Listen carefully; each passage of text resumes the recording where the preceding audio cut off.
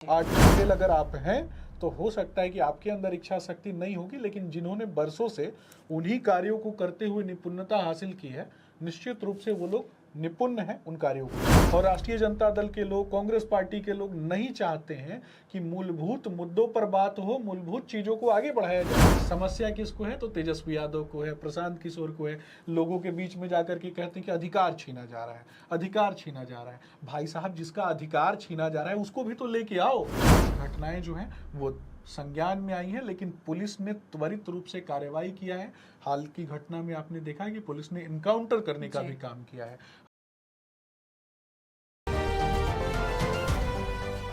Shumit Sasank ji, welcome to Swaraj Post. धन्यवाद। It's pleasure to have you in our studio. धन्यवाद। सुमित जी, सबसे पहले बात करते हैं SIR जो इलेक्शन कमीशन कर रहा है। क्या इसकी जरूरत थी? सूची में सुधार की जरूरत थी? तो पहले इलेक्शन कमीशन को सूची में क्या कमी दिख रही थी? देखिए, देश की संवैधानिक संस्थाओं को हमेशा से आवश्यकता होती है संवैधानिक तत्वों को आगे बढ़ाने की, और इलेक्शन कमीशन अगर इस प्रकार का कोई प्रयास कर रहा है जिससे ट्रांसपेरेंसी हो सके, किसमें? तो चुनाव की प्रक्रिया में।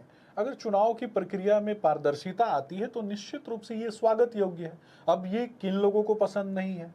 इंडी गठबंधन के लोगों को ये सारी चीजें इसलिए नहीं पसंद है।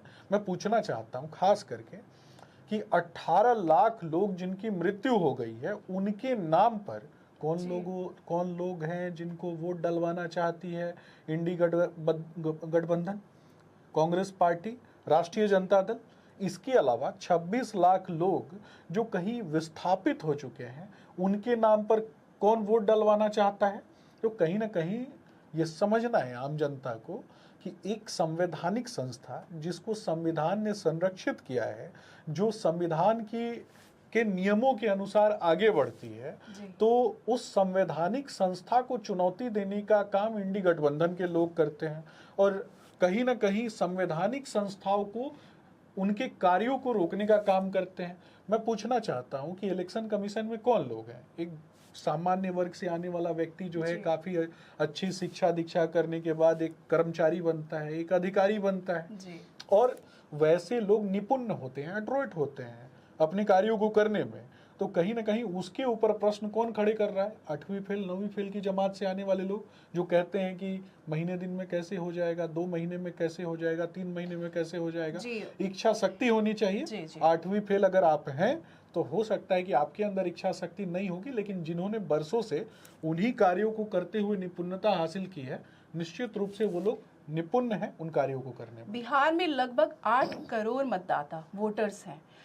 अब आपने जो बात किया समय का, आपने क्वेश्चन का बात किया, तो विपक्ष टाइम फ्रेम पे क्वेश्चन उठा रहा है। एक क्वेश्चन उनका टाइम फ्रेम पे, क्योंकि जो लास्ट सर्वे 2003 में हुआ था उसको कंप्लीट करने में लगभग 2 साल लग गए थे, और ये अभी 3 से 4 महीने के बीच में क्या सर्वे हो पाएगा? देखिए, हो पाना इज अ डिफरेंट थिंग। क्या सक्सेसफुली कंप्लीट हो पाएगा? देखिए, सबसे पहले तो मैं बताना चाहूंगा कि 91% आवेदन जो फॉर्म के माध्यम से जमा हो चुके हैं जी। और 6% आवेदन ऑनलाइन फॉर्म के माध्यम से जमा हो चुके हैं, यानी लगभग 97% आवेदन जमा करने का काम पूरा हो चुका है। 3% चीजें जो हैं अभी भी समय है, और उस समय में 3% जो चीजें हैं वो भी हो जाएंगी। लेकिन मेरा स्पष्ट रूप से मानना है कि समस्या किसको है और हम किसके लिए काम कर रहे हैं। और रही बात कि भारतीय जनता पार्टी अथवा एनडीए गठबंधन का ये मुद्दा नहीं है, ये मुद्दा है संविधान प्रदत्त शक्तियों के माध्यम से चलने वाली एक संवैधानिक इकाई का, जो समाज में और चुनावी प्रक्रिया में ट्रांसपेरेंसी लाने के लिए काम कर रही है, पारदर्शिता लाने के लिए काम कर रही है। मैं बार बार पूछना चाहता हूं कि मरे हुए लोगों के नाम पर कौन वोट करवाना चाहता है? जो लोग कहीं बाहर विस्थापित हो चुके हैं उनके नाम पर कौन वोट करवाना चाहता है? और रोहिंग्या मुसलमानों के नाम पर कौन वोट करवाना चाहता है? इनको चिंता आम जनता की नहीं है। ये आम जनता को सिर्फ झूठ बोलते हैं, बार बार झूठ बोलते हैं। इनको चिंता है केवल बुर्का गैंग की, कि कौन बुर्का गैंग के एक तरीके से आड़ में इनके पक्ष में वोट करता है और कौन समाज को एक नई दिशा देने के लिए में लगा हुआ है। तो मुझे लगता है संवैधानिक संस्थाएं ऐसी बातों में नहीं पड़ती हैं। जी। एक प्रवक्ता होने के नाते आपको सिर्फ इतना कहूंगा कि अभी विधानसभा का सत्र चल रहा है जी। और बहुत सारी चीजें, अंतिम सत्र है, बहुत सारी चीजें, बहुत सारी योजनाओं का आवंटन होने वाला जी। है और उन योजनाओं को कहीं ना कहीं समाज में नहीं पहुंचे, लोगों के बीच में नहीं पहुंचे, उसको रोकने के लिए पूरा का पूरा एक गिरोह लगा है। राष्ट्रीय जनता दल और राष्ट्रीय जनता दल के लोग, कांग्रेस पार्टी के लोग नहीं चाहते हैं कि मूलभूत मुद्दों पर बात हो, मूलभूत चीजों को आगे बढ़ाया जाए। हम तो बहस करने के लिए तैयार हैं, लेकिन ये बहस भी नहीं करना चाहते। आपने आम जनता का नाम लिया था अभी सुमित जी, तो इलेक्शन कमीशन ने जो भी दस्तावेज मान्य रखा है 11, उसमें बहुत छोटे पॉपुलेशन के लोग हैं जिनके पास वो 11 में से कोई भी दस्तावेज है। तो फिर ये तो आम जनता के लिए बहुत बड़ी प्रॉब्लम हो गई है। अगर वो दस्तावेज नहीं देंगे तो उनका नाम ऐड कैसे होगा, वो वोटर लिस्ट में शामिल कैसे होंगे? मैं तो सिर्फ इतना कहूंगा कि राष्ट्रीय जनता दल का ये आरोप है, तेजस्वी यादव का ये आरोप है, ये आरोप कांग्रेस पार्टी का है। मैं इन सभी दलों के प्रमुख नेताओं से प्रार्थना करूंगा कि ऐसे 10 लोगों को लेकर के आए और 10 लोगों को ले आकर के प्रेस कॉन्फ्रेंस करके दिखाएं कि किनको समस्या है, कौन सा ऐसा व्यक्ति है जिसके वोटिंग राइट्स से उसको वंचित कर दिया गया। एक भी व्यक्ति नहीं है, लेकिन समस्या किसको है? तो तेजस्वी यादव को है, प्रशांत किशोर को है। लोगों के बीच में जाकर के कहते हैं कि अधिकार छीना जा रहा है, अधिकार छीना जा रहा है। भाई साहब, जिसका अधिकार छीना जा रहा है उसको भी तो लेके आओ, लेकिन ऐसा कोई व्यक्ति मिल नहीं रहा है। सभी लोग प्रसन्नता के साथ इस प्रक्रिया के सहभागी बन रहे हैं। सुमित जी, अभी आपको यहाँ पे रोकेंगे हम। सुप्रीम कोर्ट की जो लास्ट सुनवाई हुई थी, सुप्रीम कोर्ट ने आदेश दिया इलेक्शन कमीशन को कि आप लोग विचार करें आधार कार्ड को भी सम्मिलित करने के लिए। तो दिक्कत कहीं ना कहीं तो हो रही है। सुप्रीम कोर्ट के जज ने इवन बोला कि आप 11 में से दस्तावेज अगर मेरे से मांगेंगे तो शायद मेरे पास भी नहीं होगा। तो दिक्कत सुमित जी कहीं ना कहीं जमीनी स्तर पे लोग को हो रही है। देखिए, माननीय सुप्रीम कोर्ट के सभी डिसीजंस का स्वागत राष्ट्र का प्रत्येक नागरिक जो संवैधानिक मूल्यों में विश्वास रखता है, ऐसा प्रत्येक नागरिक करता है, मैं भी करता हूं। लेकिन ये बात विपक्ष से भी पूछना चाहिए कि जब मामला सुप्रीम कोर्ट में है तो उस पर राजनीति क्यों, ये भी समझने की आवश्यकता है। सुप्रीम कोर्ट का कार्य संविधान प्रदत्त जो अधिकार हैं उनको संरक्षित करने का होता है, जिस पर विश्वास राज्य का और राष्ट्र का प्रत्येक नागरिक करता है, मैं भी करता हूं। लेकिन सवाल कौन खड़े करता है? सुप्रीम कोर्ट के डिसीजंस के ऊपर राजनीति कौन करता है? ये राजनीति करने वाले विपक्ष के लोग, नेता प्रतिपक्ष, ऐसे लोग करते हैं। तो उनको जवाब देना चाहिए, न कि मुझे जवाब देना चाहिए। और रही बात, आप डॉक्यूमेंट्स की बात करती हैं, निश्चित रूप से मुझे लगता है कि किसी भी प्रक्रिया को का पालन करने में अगर कहीं पर भी कोई त्रुटि होती है तो उसमें सुधार की आवश्यकता होती है। और चुनाव आयोग के लोगों को पता है कि चीजों को कैसे करना है। मैंने उससे पहले भी कहा कि वो 8वीं फेल 9वीं फेल की जमात से नहीं आते हैं, वो तेजस्वी यादव और तेज प्रताप यादव की जमात से नहीं आते हैं, अलकतरा चोरी चारा चोरी की जमात से नहीं आते हैं। वो पढ़ा लिखा एक सम्भ्रांत वर्ग है जिसको पता है कि चीजों को कैसे करना है, वो अपने कार्यों में निपुण है। और जनता के साथ सामंजस्य बिठाना, आम जनता के लिए काम करना, वो कोई राजा महाराजा के बेटे नहीं है, वो जन सामान्य वर्ग से आने वाले ही लोग हैं। तो उनको पता है कि जनता के साथ कैसे काम करना है। जी, एक सर्वे, वोट बाई सर्वे के हिसाब से मैं एक क्वेश्चन पूछूंगी आपसे सुमित जी। उसमें देखा गया है लोगों का मूड नीतीश कुमार के खिलाफ चेंज हो रहा है। तो क्या भाजपा को नीतीश कुमार से कोई भी क्षति होगा?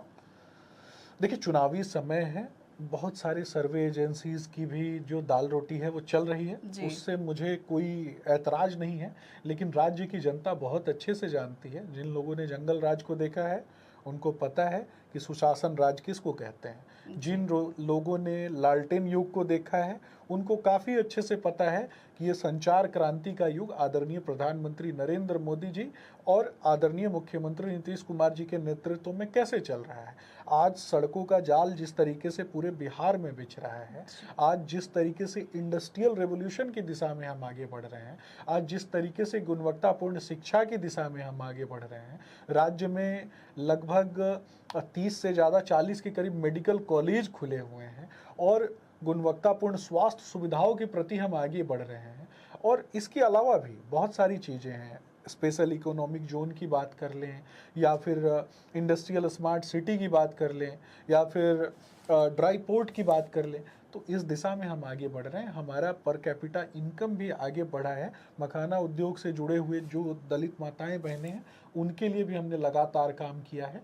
तो हम काम करते हैं, हम वैसे लोगों में विश्वास नहीं रखते जो कमियां ढूंढते रहते हैं।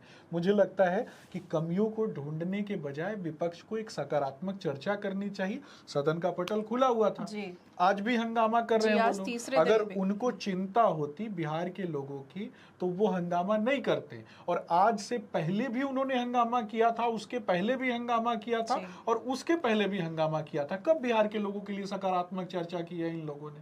कभी की ही नहीं है। एनडीए ने लगातार काम किया है। जी जब सवालों का जवाब तेजस्वी यादव को देना चाहिए। जी जी, अभी कार्य हो ही नहीं पा रहा है, सदन हर दिन हंगामा ही झेल रहा है।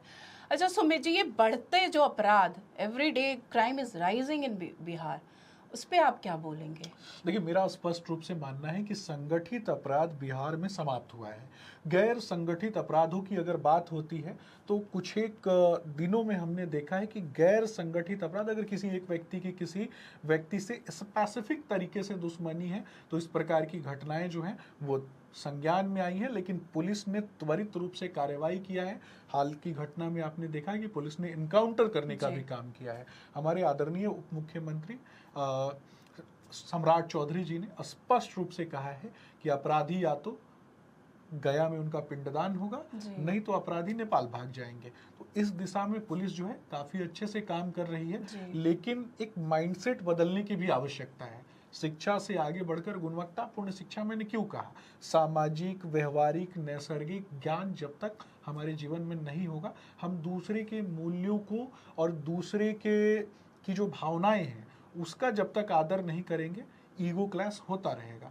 तो इस प्रकार के ईगो क्लैश से बचने के लिए मुझे लगता है कि गुणात्मक शिक्षा के प्रति जो हम आगे बढ़ रहे हैं, आने वाले समय में ये भी कम हो जाएगा। जी सुमित जी, विपक्ष ने बोला कि ये जो एसआईआर हो रहा है ये एक स्पेशल वर्ग के लोग हैं जिनको हटाने के लिए किया जा रहा है, किसी खास पार्टी को एडवांटेज प्रोवाइड करने के लिए हो नहीं, रहा मैं है। सिर्फ आपसे इतना पूछूंगा कि एक व्यक्ति एक कंस्टिट्यूएंसी में वोट करेगा या फिर दो कंस्टिट्यूएंसी में वोट करेगा? एक मरा हुआ व्यक्ति कैसे वोट करने आ जाएगा? या फिर एक व्यक्ति जिसका विस्थापन हो गया है वो कैसे आ जाएगा? इस जी। पर भी जवाब देना पड़ेगा ना जी, विपक्ष को। बिल्कुल। या फिर बुर्का पहना के वैसे लोगों को वोट करवाने के लिए विपक्ष लेके जाएगा, तो इस पर भी चर्चा होनी चाहिए। तो जी। विपक्ष अपनी मानसिकता नहीं बताता है, लेकिन अगर मैं बुर्का गिरोह कहूंगा तो मुझे किसी धर्म विशेष का विरोधी बना दिया जाएगा। जी। लेकिन कहने का अर्थ समझना है। जी। ये अर्थ ये है कि विपक्ष चाहता है कि इस प्रकार की कमियां रहें जिसका फायदा विपक्ष के लोग उठा सके, क्योंकि मंडली है ये, इनकी जो मंडली है ना वो आपराधिक मानसिकता के लोगों की मंडली है। पहले भी बूथ लूट के जिन लोगों ने राज किया वो बात करते हैं लोगों के अधिकार देने की। जिन लोगों ने दलितों को हमेशा पिछड़ा बना के रखा, जिन लोगों ने आदिवासियों को हमेशा पिछड़ा बना के रखा, कभी उनके बच्चों की शिक्षा दीक्षा की बात की क्या? कभी कितने बच्चों को, कितने दलित आदिवासी बच्चों को डॉक्टर इंजीनियर बनवाया होगा? लालू प्रसाद यादव ने, तेजस्वी यादव ने, दो को लेके आ जाए, जी। नहीं बनाया, अपने बच्चों को भी नहीं पढ़ाया। जी सुमित जी, ये जो लोकप्रियता नीतीश कुमार की कम हो रही है, क्या इसका फायदा प्रशांत किशोर को मिल रहा है या देखिए, तेजस्वी यादव को मिल रहा सबसे है? पहले तो मैं बताऊंगा कि नीतीश कुमार जी की लोकप्रियता बढ़ी है, समाप्त नहीं हुई है, खत्म नहीं हुई है, कम नहीं हुई है, ये बढ़ी है। ये मानसिकता लोगों के दिमाग में, चाहे वो प्रशांत किशोर हो, तेजस्वी यादव हो, या फिर इस प्रकार की मानसिकता लेकर के आने वाली कांग्रेस पार्टी हो, तो ये डालने का प्रयास कर रही है। तो लोगों को स्पष्ट रूप से मैं बताऊंगा कि लोकप्रियता बढ़ी है, लोकप्रियता भारतीय जनता पार्टी के नेताओं की बढ़ी है। उस लोकप्रियता से 8वीं फेल युवराज घबराए हुए हैं, उनको जी। पता है कि 5 साल के लिए फिर कुंभ भवन में जाना पड़ेगा। जी। तो कहीं ना कहीं जी। मुझे लगता है कि बिहार की जनता को काफी अच्छे से पता है। धनखड़ जी ने इस्तीफा दे दिया, इसका क्या कारण है? उनका निजी कारण है या कोई राजनीतिक असहमति थी? जी, उनका कोई निजी कारण, उपराष्ट्रपति जगदीप धनखड़ ने इस्तीफा दिया, उसके पीछे क्या कारण? उनका कोई निजी कारण था या राजनीतिक देखिए असहमति थी? मुझे लगता है कि निजी कारण ही हो सकते हैं। राजनीतिक असहमति क्या होती है? भारतीय जनता पार्टी की परंपरा से आने वाले जो लोग हैं, उनके अंदर मुझे लगता है कि इस तरीके का तो कोई वैमनस्यता का भाव कभी होता ही नहीं है। उन्होंने काफ़ी अच्छा काम किया। उन्होंने उपराष्ट्रपति के पद पे रहते हुए जो उनकी सीमाएं थी, उन सीमाओं के अंतर्गत उन्होंने काफ़ी अच्छा काम किया। बंगाल में भी जब वो राज्यपाल रहे, वहाँ भी उन्होंने आम जनता को बचाने के लिए लगातार काम किया। और वर्तमान में अभी उपराष्ट्रपति के पद के बाद जब वो भारतीय जनता पार्टी के नेता हैं, या फिर इससे पहले भी जब भारतीय जनता जी। पार्टी के नेता के रूप में वो रहे, तो उन्होंने लगातार समाज के अंतिम पायदान पर बैठे हुए व्यक्ति को सशक्त करने के लिए काम किया। जो भारतीय जनता पार्टी की विचारधारा है, यानी जी। जो धरती माँ है उसको आगे बढ़ाने के लिए, उसके बाद पार्टी, फिर परिवार, तो इस दिशा में वो आगे बढ़ते रहे। उन्होंने काफ़ी अच्छा काम किया। हालांकि स्वास्थ्य कारण हो सकते हैं। जी। अभी फिलहाल हमारे नरेंद्र मोदी आए थे मोतिहारी में। उस दौरे के दौरान एक नाम जो काफी चर्चा में है वो है आपका। तो आप इतने फेमस क्यों हो गए कि आप मोतिहारी से आपको टिकट मिलेगा और आप इस बार चुनाव लड़ रहे हैं मोतिहारी से? देखिए, आदरणीय प्रधानमंत्री नरेंद्र मोदी जी युवाओं के रोल मॉडल हैं। आदरणीय प्रधानमंत्री नरेंद्र मोदी जी ने कहा है कि 1 लाख गैर राजनीतिक परिवार के युवाओं को राजनीति में लाना है, उनको राजनीतिक प्रतिनिधित्व प्रदान करना है। और मैं भारतीय जनता पार्टी का एक कार्यकर्ता हूँ। प्रधानमंत्री जी का आगमन था, मैंने युवाओं से प्रार्थना की कि प्रधानमंत्री जी की सभा में पहुँचे। मेरे काम करने का तरीका अलग है, तो हो सकता है इस कारण से थोड़ी ख्याति मुझे मिल गई हो, लेकिन मैं इन चक्करों में नहीं पड़ता।